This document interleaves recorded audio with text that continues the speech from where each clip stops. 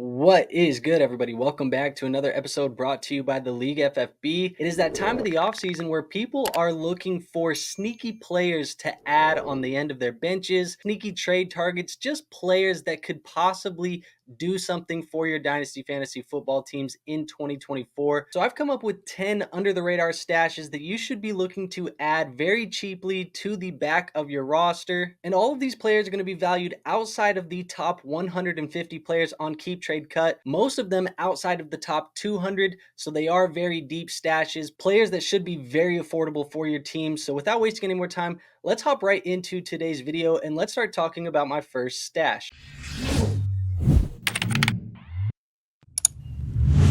So we will work our way from the most expensive player to the least expensive player from a KTC value standpoint. But the first player I want to talk about is going to be Jahan Dotson, wide receiver for the Washington Commanders. And Jahan Dotson, he's currently being valued as the wide receiver 56 on Keep Trade Cut. He has a startup ranking of wide receiver 54. And Jahan Dotson is a curious case because many people were excited about a year two breakout in 2023. But despite the Commanders leading the NFL in passing attempts, Dotson was highly disappointing for our fantasy teams. Dotson's dynasty value has since plummeted, but the Commanders, they did add rookie quarterback Jaden Daniels in the 2024 NFL Draft, and wide receiver Curtis Samuel has since moved on to play with the Buffalo Bills. Now, Luke McCaffrey was added in the third round of the 2024 NFL Draft, so there is going to be some added competition here. Probably mainly McCaffrey's role will be in the slot, but Dotson's rookie year still gives me hope that he can develop as a player in this offense. And if Jaden Daniels is going to end up being the quarterback that the Washington Commanders hope that he's going to be, there should be enough opportunity here in 2024 for Jahan Dotson to bounce back for our dynasty teams. Now, the second player we're going to talk about is going to be Joshua Palmer, wide receiver for the Los Angeles Chargers, and his KTC ranking is wide receiver 68. His startup ranking is wide receiver 70, and we all know the story of the Los Angeles Chargers this offseason. They chose to hire head coach Jim Harbaugh. They brought in offensive coordinator Greg Roman, and this is a team that wants to establish the run. Now, this has been Jim Harbaugh's calling card for years, and because of that, they've gutted this wide receiver room, moving on from veteran wide receivers like Keenan Allen and Mike Williams, also opening up some cap space. But they also moved on from starters in the offense as well, like Gerald Everett, Austin Eckler, and Joshua Kelly. So what's left in 2024 is going to be a wide receiver room of Ladd McConkey, their second-round pick in this year's draft, Quentin Johnston, Joshua Palmer, DJ Shark, and maybe Brendan Rice makes the roster here. He was a 7th-round pick for them this year. So I do think Joshua Palmer has as good of a shot as anybody on this roster to become a starter for the Chargers here in 2024. And he profiles to be one of the better field stretchers in this offense to complement Justin Herbert's big arm. Now, our next player is going to be Greg Dulcich, tight end for the Denver Broncos. And Dulcich, he has a KTC ranking of tight end 25. Same thing with the startup ranking. That's tight end 25 as well. And he is a fascinating post-hype sleeper in my opinion, because he had me very intrigued coming out of his rookie season, but unfortunately he did miss most of year two, battling hamstring injuries for that whole year. And this will be a new look Broncos offense this year with Jerry Jeudy out of town, Russell Wilson out of town, a new rookie quarterback in town, Bo Nix under center. So somebody else in this offense besides Courtland Sutton is going to have to establish themselves as a reliable pass catching option. We've seen Dulcich do it minorly. Maybe it's Marvin Mims, maybe it's Troy Franklin. But like I said, that rookie season, Dulcich averaged 8.6 fantasy points per game, and he was top 10 in air yard share, average depth of target, yards per reception, target separation, and average cushion. So we've already seen him flash the potential to be an athletic tight end, which we look for in Dynasty Fantasy Football, that can create plays after the catch. Now, moving on to our next player, this is going to be Rashod Bateman, wide receiver for the Baltimore Ravens, and his KTC rank is wide receiver 77, startup ranking of wide receiver 78, and the Baltimore Ravens, they've moved on from wide receiver Odell Beckham Jr., who accounted for 14% of their targets in 2023,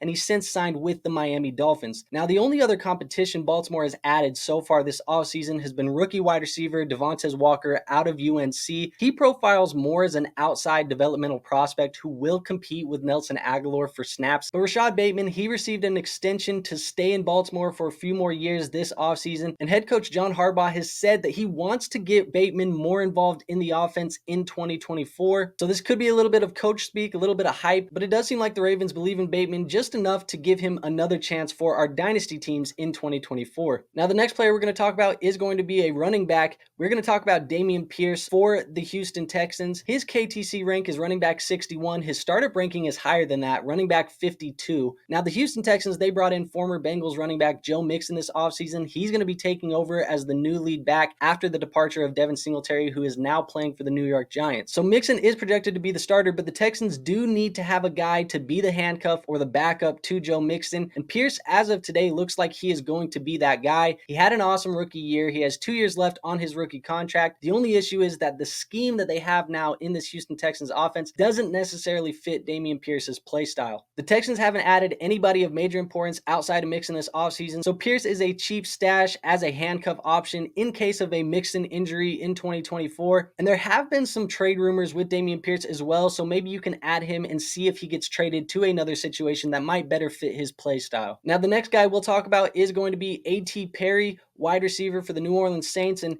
he has a KTC ranking of wide receiver 92, a startup ranking of the same wide receiver 92, and with Michael Thomas and his 12% target share out of the picture, A.T. Perry has a chance to step in as the starting X wide receiver alongside Chris Olave and Rashid Shaheed. As a rookie in 2023, Perry didn't get too much playing time, but the last game of the year gave us a little bit of hope for what Perry could potentially be long-term in Week 18 in the infamous game where Jameis Winston went rogue, leading to an Arthur Smith hissy fit. A.T. Perry scored 20.3 fantasy points and caught 2 touchdowns against Atlanta starting cornerback A.J. Terrell. Now, with the Saints choosing to pass on wide receiver for the first 4 rounds of the NFL draft this year, Perry is a cheap end-of-the-bench type of stash, maybe a taxi type of stash that could have some value in some dynasty leagues as Carr's primary red zone threat in this Saints offense. Now, we'll move on to the tight end position. We'll talk about a couple of these guys. The first one we'll talk about is going to be Jelani Woods, tight end for the Indianapolis Colts, and he has a KTC rank of tight end 38, a startup ranking of tight end 33, and the Colts tight end room has been pretty worthless for fantasy football for a few years now, but we know tight ends, they take time to develop, and it feels like most people have forgotten about the former 3rd round pick in Jelani Woods. Just last offseason, Woods was talked about as the field stretching tight end who would probably take over that Dallas Goedert type of role in head coach Shane Steichen's offense, but with a hamstring injury in OTAs, Woods was placed on the injured reserve and he did miss the 2023 season entirely. Now, this offense has since then got a little bit more crowded with the emergence of Josh Downs and the addition of Adonai Mitchell in the 2024 NFL draft, but Woods is a very cheap dart throw type of tight end who could see his value increase during the 2024 season, so it may be a potential buy low opportunity for a guy like this. Now, moving on to our next guy, it is going to be Tyler Conklin, tight end for the New York Jets, and he has a KTC ranking of tight end 43, a startup ranking of tight end 36, and the Jets, they gave decent money to Tyler Conklin and CJ Uzomah just a few years ago, but it should be all Tyler Conklin in 2023 after the Jets decided to move on from CJ for cap savings. Now, there had been rumors of the Jets potentially being in on Brock Bowers in the NFL draft, but that never happened, now leaving the receiving core here in New York as Garrett Wilson, Mike Williams, Malachi Corley, and Tyler Conklin. And Conklin is one of only 5 tight ends to see 80 plus targets in each of the last 3 seasons. This puts him in the same type of conversation as guys like Travis Kelce, TJ Hawkinson, Dalton Schultz, and George Kittle. So if that target share continues in 2024, Conklin may find himself being a sneaky tight end play in certain matchups. Now, our second to last guy is going to be Davis Allen. He is the tight end for the Los Angeles Rams, and he has a KTC ranking of tight end 44.